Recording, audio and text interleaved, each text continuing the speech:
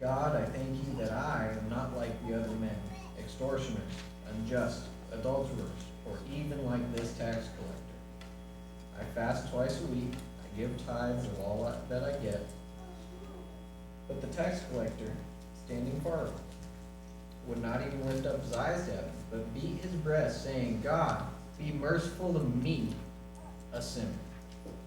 I tell you, this man went down to his house justified rather than the other. For everyone who exalts himself will be humbled, but the one who humbles himself will be exalted. There's a couple things that we see in these couple sets of verses, which is our heart matters when we're praying. Why are we praying? Are we praying for attention, or are we praying to have a conversation with God? Are we praying to worship? The other thing that does seem to matter is where we pray. Whether our heart is in the right place, when should we be praying? So these are a couple of topics I'm going to talk about just real quick. And like I said, this should be encouraging. But a lot of people are very self-conscious about prayer, especially when they're praying for others. We hear a bad situation and we say, oh, I'll pray for you. And then conversation is a little bit ended there because pretty much all you can say is thank you at that point. Not a lot of follow-up action. And I know there's a lot of lessons to be had about that as well. But I understand why. It's a very self-conscious subject. Prayer is a powerful thing. We're told how powerful it is. If you truly believe in prayer and the power of prayer, it's scary to volunteer to intercede on someone's behalf. What if you do it wrong? You know how powerful it is. Is it possible to do it wrong? I am a fairly young Christian, as you guys heard on my last invitation. But I've only seen good things come from praying for others. I've seen immense weights lifted, the wave of relief on people's faces. I prayed over a family that Grace and I were helping out in Alabama in a great time of need for them. And 2 days later, the entirety of my prayer was prayed for them. Every single bit.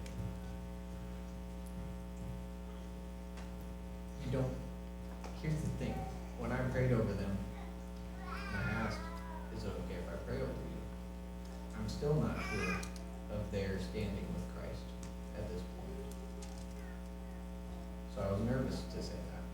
And then when I said, let's go to prayer, I fumbled. I got silent. I had a silent moment. And then it wasn't my words that were coming out.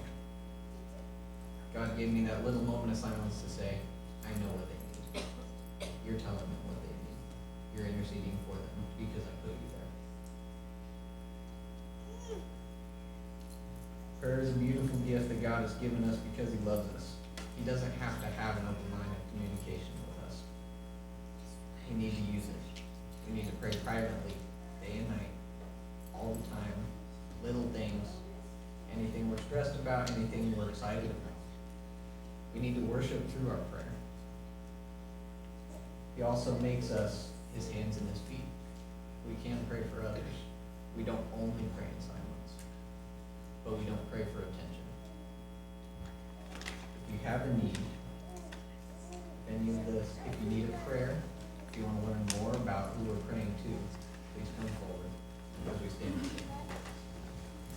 What a friend we have in Jesus.